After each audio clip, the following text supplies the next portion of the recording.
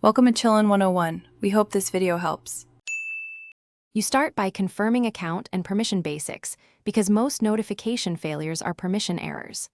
Open Facebook, verify you're on the right profile, then go straight to settings and notifications. Make sure the app has system-level permission to send alerts and run in background. Once done, toggle a couple of notification types off and back on to force a refresh.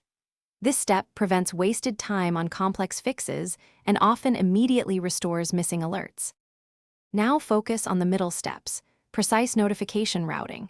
You must review push versus email versus SMS for each activity like comments, tags, messages, and events so alerts go where you expect. On mobile, expand each category and set sound, vibration, and priority. On web, verify browser notification permission and site-specific settings. Also check Do Not Disturb or Quiet Hours on both the app and the device. They silently block alerts. Finish by validating changes and forcing a fresh sync. Restart the Facebook app, then reboot your device, and ask a friend to trigger a test notification so you can observe behavior. If you still get nothing, clear app cache or uninstall and reinstall Facebook to reset corrupt local data. Make sure to log out and back in to refresh server-side settings.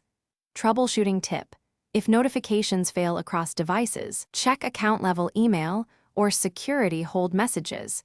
These can block notification delivery. Thanks for watching. Consider subscribing if we helped you.